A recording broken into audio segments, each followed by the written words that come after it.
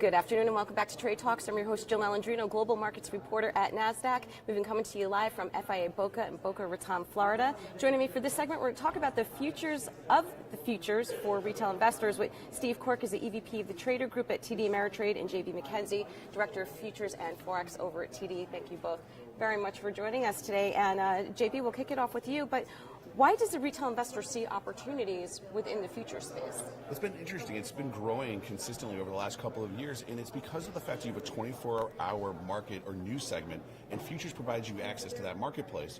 But also, a lot of people, when it comes to what they're holdings, they have an opportunity to use futures to either hedge their portfolios or take a speculative position, something such as if they own the FANG stocks. They can use products like the Nasdaq to take a position rather than buying more stocks. All right, and Q, I'm going to switch it over to you. Are you seeing the growth? Is it index, crude, options? Where are you seeing the most growth within the future space? You know, it actually rotates based on what is hot. You know, we have periods where there's a lot of movement in the energy sector, so we'll see that heat up.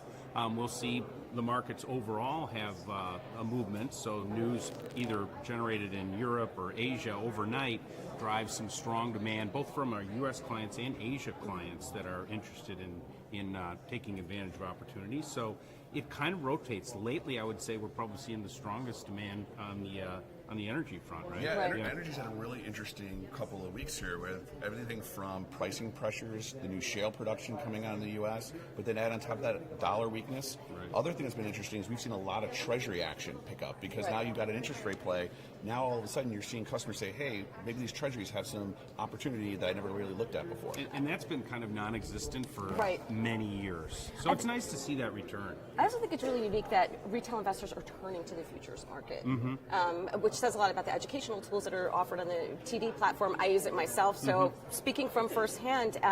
But tell us about some of the educational tools that are available through TD for the clients. Yeah, so we offer a variety of items. It's anything from both programs where you can actually go through and work with coaches to develop an understanding, to using we have a network that you can listen. We do feature shows. We talk about the technology and how you use it for various markets, but also just market commentary. And also, I would say we have paper money, which is an opportunity for you to try something before you actually have to use your real money. So getting an understanding of those marketplaces, I think it really helps that customer feel comfortable, and that's when they really succeed as a trader. And I think the one other thing that I would add is it's very important.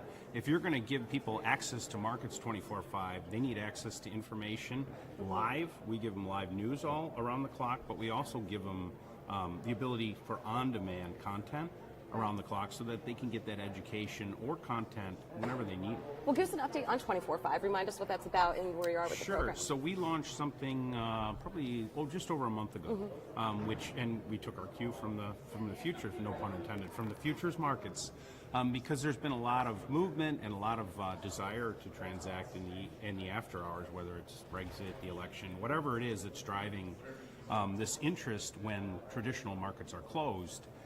So we launched the ability for people to trade a select number of equity symbols, and now they can do that seamlessly 24/5.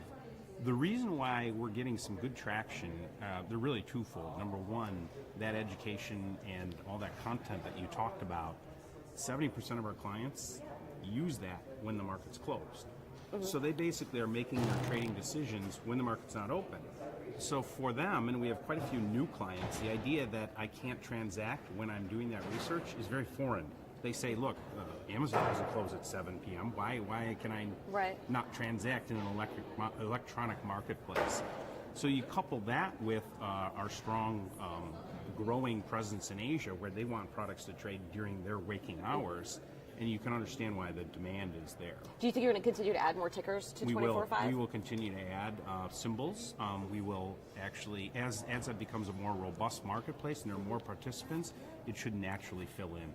All right, and JP, what are your thoughts on Bitcoin futures? You know, it's been interesting. We started offering it in December, and we had tremendous customer interest. And while that customer interest has waned a little bit with some of the euphoria as it's come down, what we've seen is a sustained interest from customers trading it, because what you've seen is a marketplace develop, right? That product was only 4 months old, and now you're seeing the bids and offers come together. So customers are still interested in it.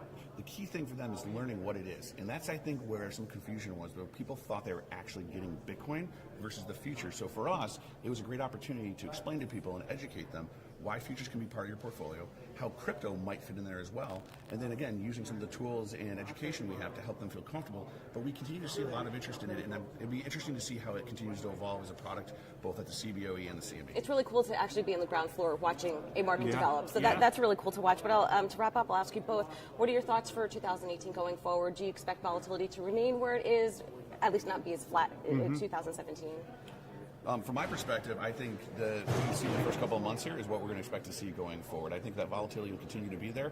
I think people will be looking at both the news as well as the marketplace to say, hey, what's going on? How's this affecting my portfolios? 2017, I don't think you're going to have that little volatility as you had then. Well, certainly good for options volume growth. It will be, and I think it'll be welcomed by people who are looking for opportunities.